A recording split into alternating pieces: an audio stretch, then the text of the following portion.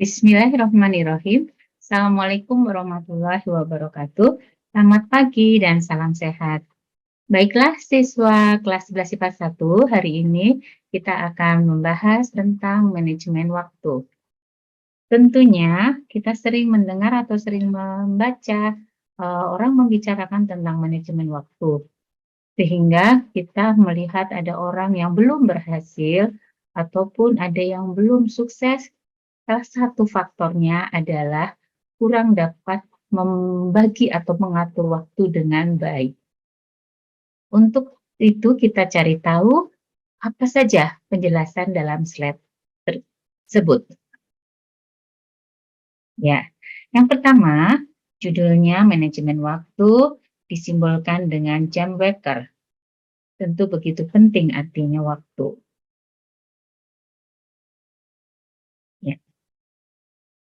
Menurut kalian, manajemen waktu itu apa? Ya, 3 hal yang berkaitan dengan manajemen waktu, pasti kalian akan menanyakan bagaimana cara mengatur waktu, kemudian bagaimana perencanaan kegiatannya, kemudian bagaimana cara membagi waktu tersebut. Nah, kita juga perlu tahu apa pengertian manajemen waktu. Manajemen waktu atau time management pada dasarnya yaitu suatu kemampuan dalam merencanakan, mengorganisasikan, dan mengaturkan waktu yang akan dihabiskan untuk bisa melakukan kegiatan tertentu secara efektif demi untuk mencapai tujuan. Nah, pentingnya manajemen waktu ada alasan yang mendasarinya. Yang pertama, manajemen waktu membantu kita untuk bekerja lebih efektif dengan skala prioritas. Kedua, manajemen waktu menjauhkan kita dari stres. Kita dapat loh mengontrol setiap tugas dan tenggat waktunya.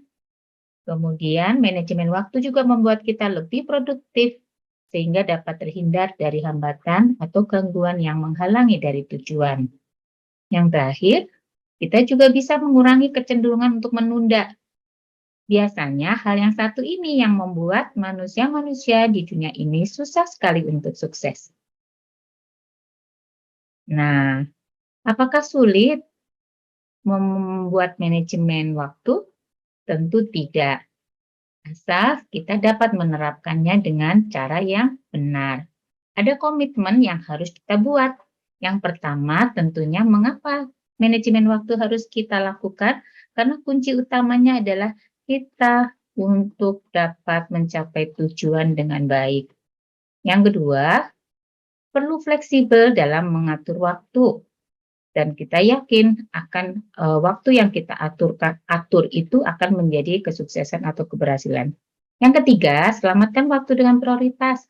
Ada kalanya kita tidak melakukan kegiatan mana yang paling utama atau yang didulukan, atau mana yang perlu kita letakkan di urutan yang paling akhir. Yang keempat, fokus dalam satu waktu karena tidak memungkinkan kegiatan dalam satu waktu, kemudian kita mengerjakan banyak kegiatan. Kelima, refreshing. Kita perlu menghindari kepenatan, ya, rasa tertekan ataupun tugas-tugas yang membebani diri kita, maka kita perlu menyegarkan kondisi tubuh kita. Keenam, prinsip multitasking. Nah, prinsip ini menunjukkan bahwa kita bisa melakukan banyak kegiatan yang kita bisa lakukan dalam satu waktu, tetapi tentunya kegiatan yang tidak mempunyai bobot yang berat. 7, seimbangkan semuanya karena kegiatan ini tentunya harus diatur dengan baik, maka kalian bisa pilih untuk kegiatan mana yang mengimbangi ya dengan kegiatan-kegiatan yang utamanya, sehingga kegiatan yang lain tidak terabaikan. Kedelapan, dare to be assertive, kita harus melakukan atau mempunyai sikap ketegasan dalam mengatur waktu. 9, do it now, lakukan sekarang juga dan jangan menunda pekerjaan kalian. Don't procrastinate your activity. Nah, selanjutnya, lalu bagaimana cara memperbaiki manajemen waktu? Ada beberapa tips. Salah satunya adalah yang pertama, kalian persiapkan mempunyai buku agenda. Kemudian tulis semua tanggal, hari, waktu yang berkaitan dengan kegiatan akademik. Kemudian tulis juga semua tanggal, hari, dan waktu untuk kegiatan yang bersifat sosial dan personal. Selanjutnya, susun prioritas kegiatan tersebut. Pastikan juga jadwal rutin dalam mingguan ataupun bulanan dan padukan dengan kegiatan-kegiatan lain yang harus kegiatan satu dengan yang lainnya harus seimbang. Yang terakhir, pastikan bahwa Anda mematuhi jadwal rutin apa yang sudah kalian buat atau susun. Nah, perlu diketahui juga apa faktor penghambat melakukan atau membuat manajemen waktu itu. Tentunya yang pertama, seringkali kita memang akui menunda pekerjaan sehingga tidak dikerjakan saat itu. Yang kedua, terkadang kita juga cenderung ingin perfeksionis, sehingga apabila tidak sesuai dengan kondisi yang kita harapkan, kita tidak melakukan kegiatan tersebut, sehingga ini akan menghambat untuk membuat manajemen waktu tadi. Yang ketiga, kita tidak mampu membuat prioritas karena kita tidak melakukan kegiatan mana yang harus kita dulukan dan kegiatan mana yang bisa kita akhirkan maksudnya. Nah, apa itu prioritas? Nah, tadi sudah disebutkan bahwa prioritas itu ya beberapa kegiatan harus kita utamakan mana yang lebih kita dahulukan, dan itu biasanya setiap orang tidak sama sesuai kondisi dan kegiatannya. Bisa terjadi hanya prioritas itu yang pertama, kedua, dan ketiga. Selanjutnya mungkin kalian bebas untuk melakukan kegiatan tersebut.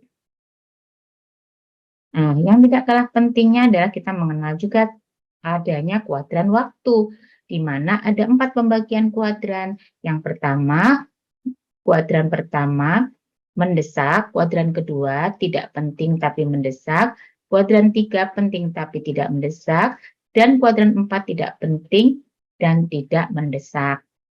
Yang terakhir, slide ini kita semua optimis dengan kita mendapatkan pengetahuan tentang manajemen waktu, kita yakin bahwa semua bisa sukses dan itu bisa harus ditunjukkan dengan usaha untuk melakukan mulai sekarang. Baik, kita akhiri paparan hari ini. Kita ketemu lagi minggu depan. Akhir kata, wassalamualaikum warahmatullahi wabarakatuh.